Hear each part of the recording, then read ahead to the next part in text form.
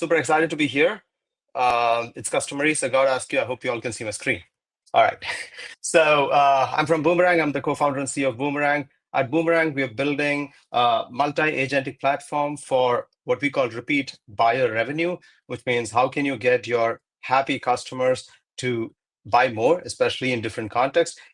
For this audience, I would put it as how can you convert advocacy into revenue, right? So that's our mission. The way we do it is when we work with large companies, most of our customers are like growth stage and enterprise stage. So we work with them on a few things. So one is we help them find new leads when their champions move jobs, which I think is a very important signal that most companies fail to track, right? The second thing is we also get their happy customers, admins, past buyers to help with warm introductions and referrals, which is another gold mine that most companies leave unexplored. But before we get to all this, I think the most important thing we do for most of our customers is how do we help them get their customer contact database up to date, accurate, and complete at any point of time, right? So, I mean, as people who are practitioners of customer marketing, I'm pretty sure you appreciate it. So very excited to walk you through one of our customer stories, and I have an amazing gentleman with me to actually share the stage with me. So without much ado, let me introduce Irwin Hipsman. Irwin has been one of the pioneers of customer marketing. I think this audience probably does not need an introduction about Irwin from me, but it's my job. So let me say this. He's been a customer marketing director 4 times, most recently at Forrester and Next Thing and Crimson Hexagon. And most importantly, now Irwin is the founder of Repetitos. Repetitos is a customer marketing focused B2B consulting company. And I'm excited to have him on stage. Hey, it's great to be here. I got my bolo, I got my cowboy shirt, but I got to win that cowboy hat. So I'm going to try to work on that. So if we can show the next slide, I'm not sure how to do it. Great. So when I left Forrester, I decided to focus on one of the biggest challenges I had when I was in customer marketing, and that was the health of the customer contact database. And everywhere I was at, the first 6 months I spent cleaning up the customer contact database. And ran into a company, that large company with 20,000 contacts, probably about 2,000 were advocates, and they really needed some help. They wanted to update their database, their customer contact database. They wanted to identify people who left their company who were potential salespeople, and they wanted it quick, and they didn't want to enter into a 1-year-long procurement process. They wanted a one-off, so they didn't want to spend time purchasing software. They just want to get it done. And so, it's a wild west out there in the data processing world. And so I met a lot of the people, and Boomerang, really met their needs in that they have 2 things that jumped out. One is enterprise grade. There are a lot of ankle biters in the data processing world that will do a bit of it, but not a lot of it. So these guys know how to work with enterprises, and they're just, really easy to work with.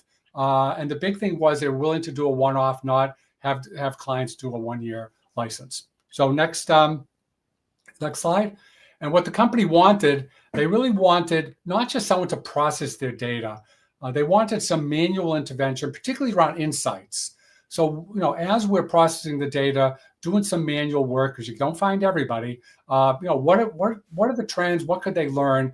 So it was more than just, here's a list of 20,000 people, can you update them? They wanted those insights. They wanted a service, not just a tool. And, a lot of the companies out there are tools. So next slide, right, that's good. Go back, sorry.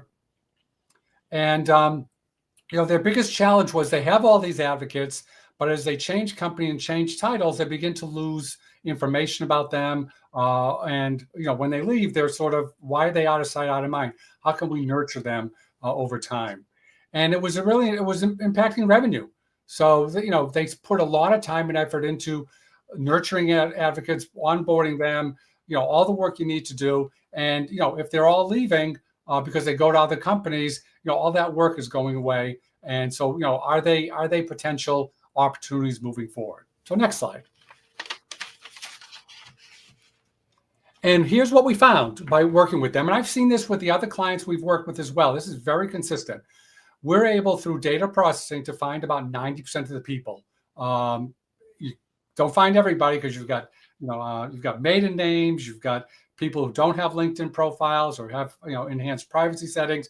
So there's some manual work to find the rest. But we were able to find, probably collectively between data processing and manual work, about 95%. The interesting thing that we see this across the board is 20% of them are no longer at their company. In the case of this data processing project, 17% had actually left their company and landed at a new company, and 3% were searching. So by working with Boomerang, we were able to let them know where all those 70% had gone to, so that those warm leads could be handed off to sales, and we could continue to keep track of them, the 3% who hadn't landed yet. As they did land, we could let them know, and they could keep on nurturing those people as well, to send to sales to become potential prospects and opportunities. And what they found was that they now have a customer contact database that's an asset. It's not just a list of clients. It's an asset that could be used to generate revenue. Next slide. And what we have found, and the relationship between, so we've been dating with Boomerang, and now we're sort of moving in almost. Maybe, I don't know if that's quite the analogy, but we're getting closer and closer. And the one thing that we both found as we talk to clients is everyone knows that their customer contact database is not in great shape, but nobody has quantified it yet. So by working together, we decide to answer the question, what is the state of customer contact databases? And particularly for this audience, because we reached out to customer marketing, customer success, operations, customer experience, but customer marketers have a very unique role vis-a-vis the customer contact database, particularly as more and more customer marketers start pivoting towards lifecycle marketing. So the number one data point we found was that the average person who responded, the score they got for the customer contact database was 47%. That is a failing grade, both for your customers and for your company. It's hard to meet goals when half of your, when your customer contact database is failing. There are things you can do to move it up. In the report, which is coming out in about 2 weeks, there are things you can do to move it up to about 62%, which is a passing grade. Nobody we heard from scored higher than 80%. I mean, it's very hard to get 100% customer contact database. So how can customer marketers impact the customer contact database? There's some questions that we asked that customer marketers did worse at than everybody else. So for example, we asked, when was the last time your customer contact database was updated and enriched, similar to the project we just talked about? That's a question that customer marketers should start asking. You should be aware of those things. Second is, what are the open rates for the different types of customer communications, product update versus newsletter versus whatever? Again, a question that customer marketers did not do as well at, of asking within their company. Access to the CRM, and most particularly reports. So everyone accesses CRM, but getting reports, like, can I download a list of all of our customer contacts with their location, title, et cetera, integrations? Customer marketers did not score as high as everyone else on that. And then the last one is crisis communications. That's a good question to ask. Like, if we need to get an email out the door in a day to our customer contacts, can we actually do that? Assuming that somebody writes it, do we have the ability to get that out the door? And then the number one impact on a higher score was, does your company have a group that meets on a regular basis that focuses on customer communications? So somebody from CS, ops, products, customer marketing.